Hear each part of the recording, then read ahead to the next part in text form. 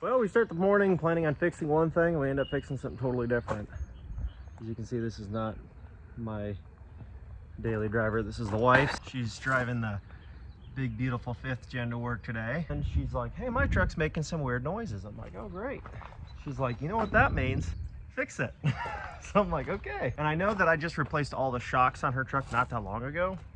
And so I'm thinking, well, maybe one of the shocks are loose, or I forgot to tighten down one of the bolts or nuts or something. I don't know.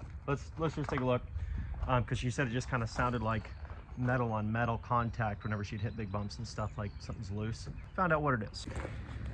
If you look down under here, right there, that thingy is supposed to be connected to the other thingy. So let's get them swapped out. I would like to know whose idea it was to make a plastic sway bar link. I mean, maybe somebody thought it was a good idea. You know, you could shave an ounce off of the weight of the truck, save a little money. But like, look how small that little tiny bolt was. It's totally, I mean, it was the top and the bottom. The bottom, the nut head and the top of the stud just completely broke off. And then the bottom, I go to loosen it with the impact, and it literally just one little rotation and just sheared the bolt right off. I mean, it just fell apart as soon as I tried to take it off. Crazy. But here's a new one.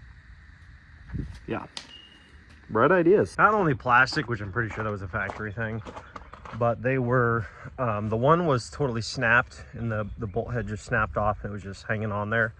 And then the other side was pretty much about to do the same thing. So we did get it fixed. On to the next. So in this video, we are going to talk about the 1st gen. I'm actually going to start it up in this video because you guys are probably like, dude, what's the deal? Like, you got this truck here and haven't even fired it up in a video, and I didn't even realize that until I was editing yesterday. And I'm like, I just realized I've made 2 videos on this truck and I haven't started the thing. So let me fire this thing up for you and let it idle for a little bit. But of course, you've got that 1st gen instant start.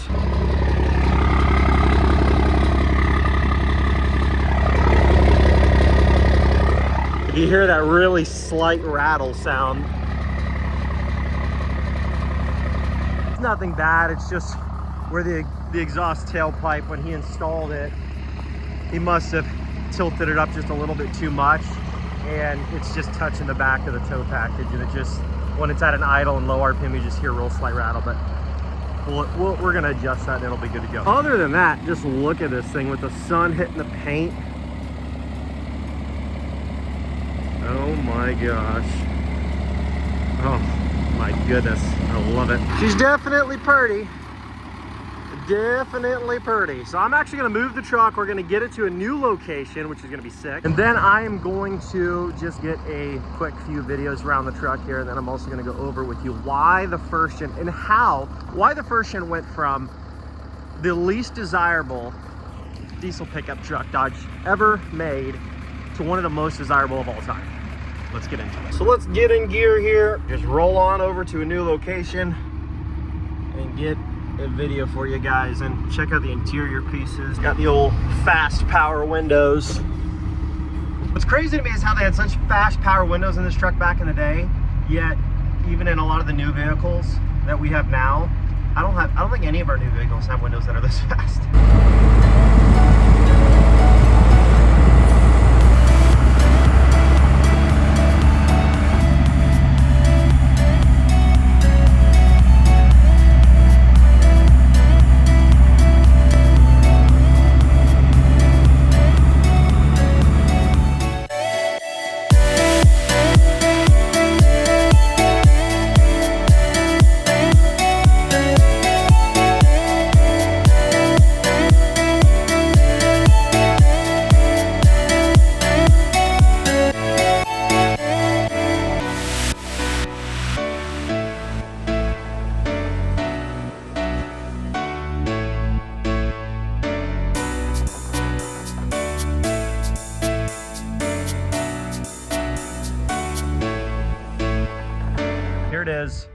A 1991 intercooled 5-speed 4-wheel drive first gen 12 valve comes in. By the way, when you are seeing this video, dual entry to enter to win this truck and the OBS Ford we're giving away right now ends this Sunday. You've got about 48 hours left and then dual entry is over. So if you want to get 50 times entries for 2 vintage minty diesel trucks at the exact same time, I would do that right now before time is up. Best bonus, dual entry, there's no better time. By the end of this video, you're gonna wanna enter to win this thing even more than you already do. So when it comes to these trucks, let's get into why and how these trucks went from one of the least desirable of all time to, you know, almost the most desirable, if not the most desirable vintage and classic, I consider it a classic diesel pickup truck of all time. You can argue whether or not you think it's a classic or a vintage, you know, type of situation with these trucks. I will tell you right now, when you see that these trucks, you know, brand new, we're selling for like 20,000 bucks, 25,000, somewhere in that range. And then within like 5 years of them being that much brand new, they were like 5,000-6,000 bucks used in mint shape. And then they went from that to 10 years after that being worth 10 to 15 to then 15 to 20, 25 to 30. And now you see some of these trucks, depending on mileage and condition, this one's got 170 on it. But depending on the mileage and condition, these trucks are bringing anywhere from 35, 45, 55. I have seen some of these trucks, not even manuals, automatics on some of these dealing websites where they specialize in sourcing and selling these trucks to buyers that literally just buy them to park them and tarp them up. They're getting anywhere from 60, some people even 70 if it's like an absolute unicorn. I'm talking like extremely low miles, original, etc. But trucks have to have certain insanely unique characteristics and things about them to be worth that kind of money in the current day and age. I'm sure that will change as the inventory for these dries up more and more. It's going to take a lot less uniqueness to bring that kind of money because there's just not going to be as much to choose from. But I have seen some of these trucks with super low, ridiculously low miles bring absurd amounts of money, and that's just not going to change. So I'm going to give you a little brief history lesson on these trucks. This is going to be super brief. I'm not going to go into every little detail, but just the basis of it, okay? These trucks had the same configuration in terms of cab, bed, stuff like that. For the most part, there was a crew cab option back in the 70s to early 80s. That configuration did not apply to the diesel models. Once they started to introduce the diesel, they did not offer the crew cab anymore, so therefore you could not get this any factory crew cab. But for the most part, the rest of the configuration, other than they updated the grille and the headlights and taillights and stuff like that, everything else about the truck was the same for a long time. We're talking like not quite 20 years, but close. When people saw these trucks, even though they introduced the diesel back in late 80s, people were not extremely excited about these things because the body style, yeah, there was a new engine offering, but the body style itself had been the same for so long that people were kind of at a point of like, it's just another Dodge. Like it's boxy, the interior is super generic and plain, you know, not the highest quality interior, cheap, thinner plastic trim, stuff like that, which is why I had to replace a bunch of plastic trim and stuff in the truck. Not something that people were like, oh, now that there's a diesel, all of a sudden it changes everything. I'm sure that was the case for some people, that the application made sense. But for a lot of the guys that they didn't really need the diesel, not much about the truck, not the rest of the truck for the most part, not much changed. And there really wasn't a lot of interest in these things compared to some of the other makes and models, like, you know, in terms of cab configuration options and stuff like that. In reliability and comfort, there were some options that some would argue to consider to be better at the time from Ford and Chevy, etc. And so these trucks did not sell well back in that time. It was anywhere between like 40 to 60, maybe 70,000 of these trucks were sold each year from 89 to 93. So not a lot. And although that might sound like a lot of truck, when you're talking about like a nationwide sales on a pickup truck, it's not very good. And so this truck was on the decline of popularity. And essentially what had happened was they introduced the second gen with the 12 valve. It had an upgraded fuel system. It had upgraded interior. They now had cup holders, which sucked, by the way. They were terrible. Just as flimsy and cheap. They were just, now we got cup holders. Not as good as what there was in the Fords and the Chevys at the time, especially the Fords. The Fords have good, you know, a center console flips down with actual cup holders that hold drinks, stuff like that. It's just one of those things where the trucks were on the decline. People didn't like them. The style was off. And the second gen came along and essentially saved the Dodge Ram lineup, and instantly went from like that 40 to 60,000 units sold per year to like 400, 500,000 a year was what they were selling on average. And now I'm not saying that was all diesels necessarily, but the second gen trucks in general, they sold a lot of them. What does that have to do with this truck? Well, what happened over the years, these trucks went from being completely like undesirable farm truck. Yeah, I mean, not really the prettiest truck, but if we need a farm truck, so let's, you know, they were cheap. They were undesirable, they were cheap, and you could pick them up fairly reasonable. A good clean one, $5,000 to $10,000 back in the late 90s, early 2000s. Like, they were not desirable, sought after, because keep in mind, this is when the second gens were the new thing, you know, the new girl to the dance, so to speak. And it had the 12-valve Cummins and all the more comfortable interiors and stuff like that. So like, for the most part, it's like, why would you want this? Why would you want this over a second gen at the time when the second gens were like brand new and these were like old news? Fast forward to now, everybody's starting to realize that truck was like the beginning of a reliable turbo diesel pickup truck for the diesel world. Like, in terms of reliability and longevity, like, this was the first of like a reliable turbo diesel truck. And people start realizing they last forever. They have virtually almost no catastrophic problems from a mechanical standpoint, other than automatic transmissions with overdrive. The VE pumps on these, they're fine, but long term you don't get near as much life out of them as you do like a P pump, which is like known as like the best mechanical pump ever offered in a Dodge pickup truck. In terms of like these trucks, people started to realize like, oh man, like that was the first, and it kind of became like this cool thing to like have a first gen again. It was kind of like, dude, like, you have a first gen, because there weren't very many of them. And then as time has gone on and people realize like this was kind of like the pioneer of a reliable diesel pickup truck for consumers, people started to catch on to that, and now people wanted them. And then the whole boxy first gen thing became cool again. People started buying them, modifying them, and then it just built a whole new hype around a truck that in the beginning really nobody cared for, nobody wanted it. Which fast forwards us to where we are now, where there were so few of those trucks made, so few of them produced and sold. Years have gone by, lots of these things have been totaled out, rusted to snot, there's nothing left of them. And so what it's done is it took a truck that, if everybody would have taken care of them and they were all in perfect shape, there was already going to be a shortage of these to go around to fill the demand for what people want. I'm saying now versus back in the day. I'm talking about now with everybody that's wanting them. You add on top of that all the trucks that got destroyed from hail, natural disasters, wrecking, rusting, all these different things, parting them out, just scrapping them when a transmission blows because they used to be not really worth anything. So it's like, why would I buy it? You know, I'm not going to spend thousands of dollars on a transmission. The truck's worth $5,000. Like that type of thing. Essentially what it has done is created a massive demand for what is out there, because there's not very many of them around anymore. That is what has caused this truck to go through the roof in value. Supply and demand, basic principle, not a lot of them.